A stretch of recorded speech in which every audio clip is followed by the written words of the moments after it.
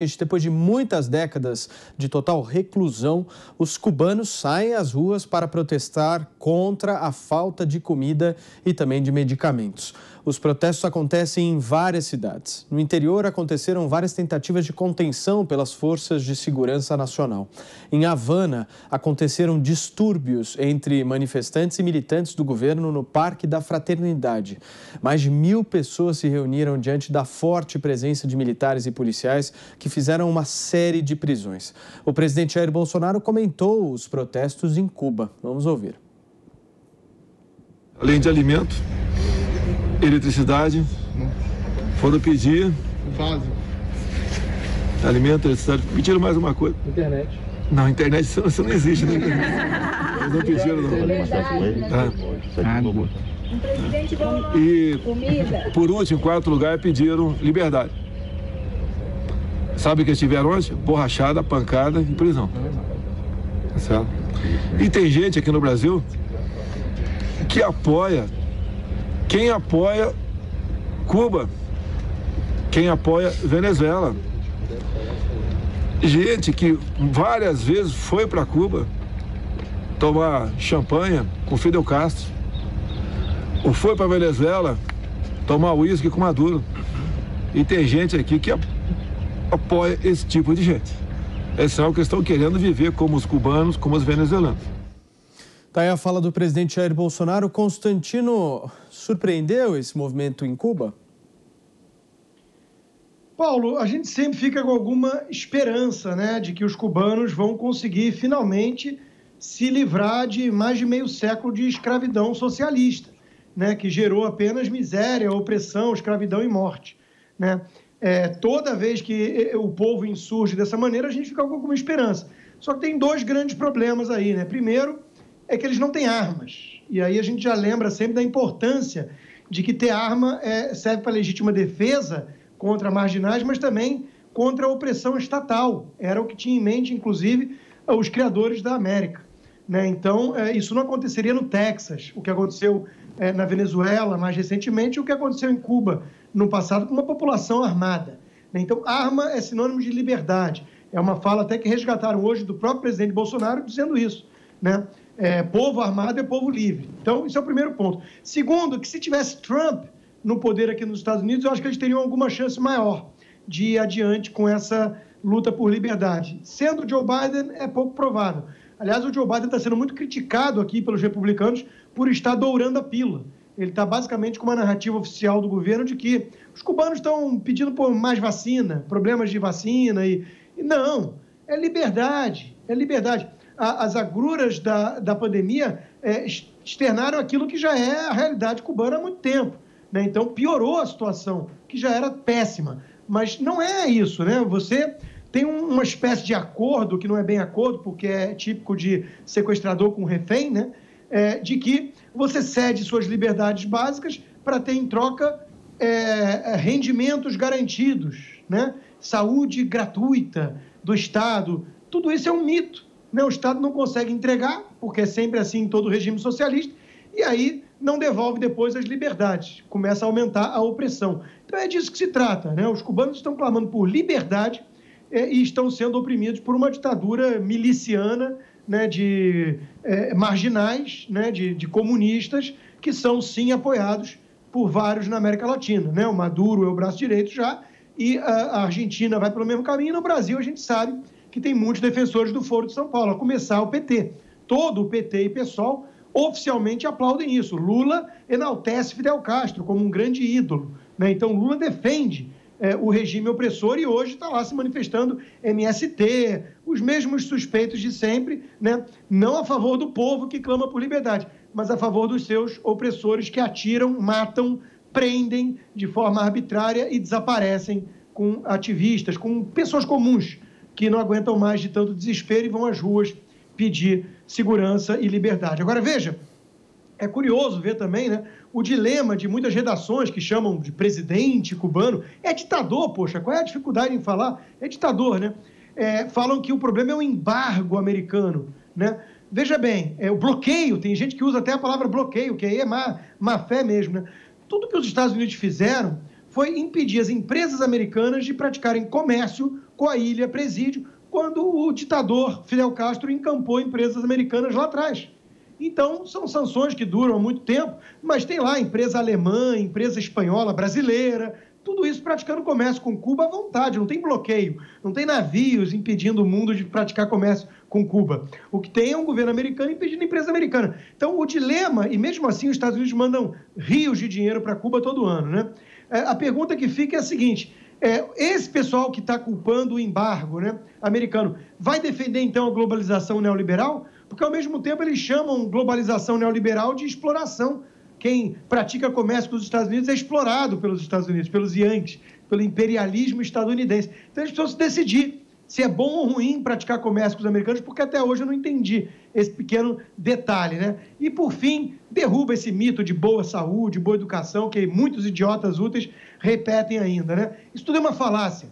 A saúde cubana é um lixo e a educação cubana não existe, né? Não existe. É uma doutrinação, uma lavagem cerebral desde a mais tenra idade.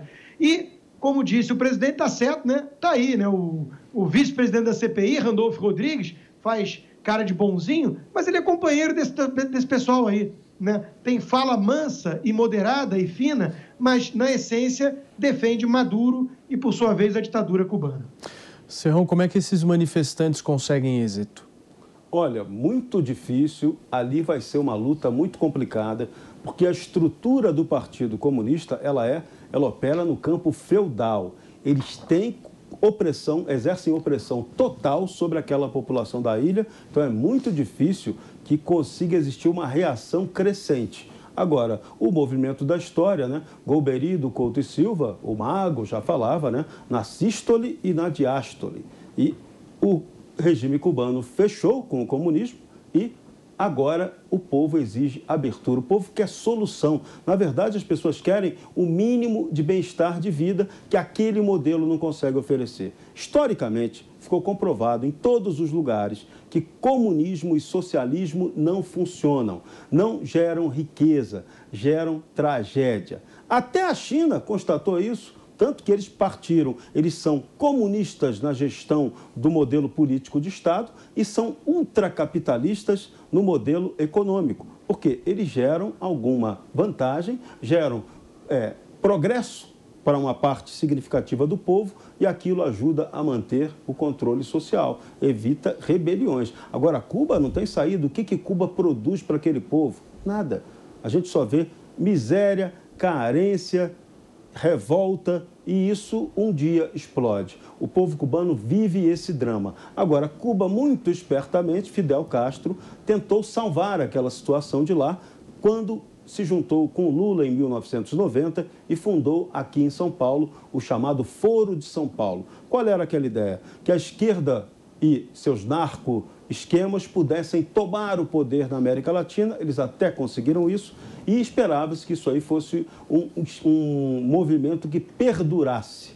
Só que a incompetência de gestão, aliada com a alta corrupção, fez com que vários desses modelos, desses regimes do Foro de São Paulo caíssem. E agora, excetuando-se a Argentina, que teve a recaída peronista, o resto está mudando de lado, então não tem chance. Cuba fica isolada junto com a Venezuela nessa tentativa de manter um socialismo-comunismo na América Latina. A tendência é que, com o tempo, a situação na Ilha Perdida se agrave e as mudanças tenham que acontecer. Mas aquilo que o Constantino frisou bem, quando o povo tem dificuldade de reagir, porque sequer não tem armas para isso, fica muito complicado você lutar contra o regime opressor, que é armado, miliciano, perseguidor e totalmente neutralizador de qualquer movimento que tente a liberdade.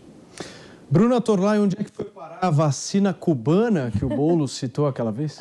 Pois é, ninguém sabe, né? Assim como a gente não sabe onde é que foi parar a liberdade quando a gente fala de socialismo. Não dá para você ter igualdade imposta de cima para baixo e liberdade. O problema é que tudo que é frutífero na vida vem da liberdade, né? Essa coisa maravilhosa que é a iniciativa individual por criar coisas, por pensar, por oferecer aí e compartilhar com a sociedade as coisas legais que você imagina. Agora, o Serrão, ele destacou um ponto que eu acho que é o mais importante. O fato de Cuba estar passando por isso, o que aconteceu ontem em Cuba é uma consequência direta da falência do Foro de São Paulo enquanto entidade organizada na América Latina. E eu não estou dizendo falência no sentido que a gente deve subestimar esse adversário, mas no sentido de que eles perderam realmente posições estratégicas, e a mais estratégica delas era o Brasil. Então, depois, com a queda da União Soviética, o Fidel precisava de outro cofre, né, de onde sugar recursos. E esse cofre, com a vitória do PT, o Brasil virou esse cofre, né? E agora, com um presidente que preza a soberania brasileira e diz: eu não vou tirar dinheiro dos brasileiros para fingir que a ditadura cubana é uma coisa bonita, que é isso que o Bolsonaro faz, e isso ninguém está falando na CPI. Como a gente tem um presidente que tem essa coragem de não participar de propaganda vagabunda de regime opressor, a gente tem aí agora a verdade escancarada, a população cubana mostrando para o mundo que o seu sistema coletivista é ineficiente simplesmente porque não há possibilidade de sobreviver com os próprios recursos. Depende, sim, de países onde a liberdade de pesquisa, a liberdade de inovação tecnológica e a mínima liberdade de mercado propiciem o clima para que a gente resolva os problemas, né? Quando você tem um regime como Cuba, isolado de um protetorado que era o Foro de São Paulo no poder, a consequência é essa que a gente está vendo aí. Ainda bem, afinal, resistir aos tiranos é obediência a Deus, ou seja, a verdade, a eternidade e aquilo que realmente é importante para que o ser humano não perca a sua dignidade. Vai lá, Constantino. É que você mencionou o invasor de propriedade aí, o criminoso do Boulos, né? Sobre as vacinas, ele se manifestou hoje. Veja que esse pessoal não tem nenhum compromisso com a verdade, né?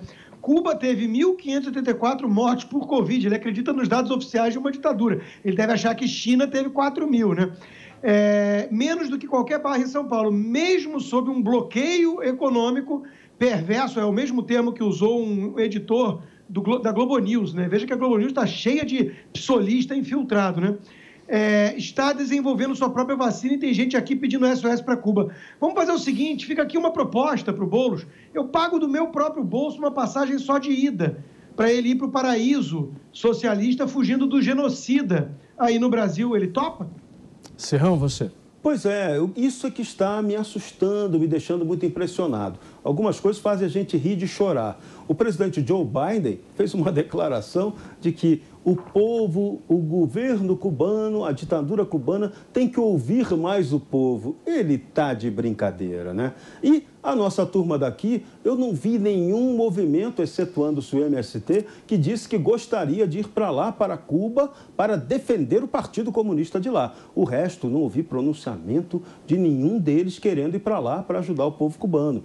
Inclusive, o grande revolucionário José Dirceu de Oliveira e Silva, ele que é sócio de hotéis lá em Cuba, porque Cuba tem o seguinte, né? Cuba tem o seu Politburo, Cuba tem um esquema muito miserável para a maioria da população, mas lá dentro da Ilha Perdida tem algumas ilhas de excelência que davam algum dinheiro muito bom antes de estourar a crise do Covidão. O Covidão matou com o turismo. Então, quando aqueles locais lá que se ganhava em dólar com turismo e que são explorados, tendo até como sócio nosso José Dirceu, um dos proeminentes sócios do governo cubano, para ganhar dinheiro de verdade, agora o dinheiro, a fonte da grana secou, complicou. Então, é um momento triste que vive Cuba e um momento patético que vive a extrema esquerda brasileira. Cadê?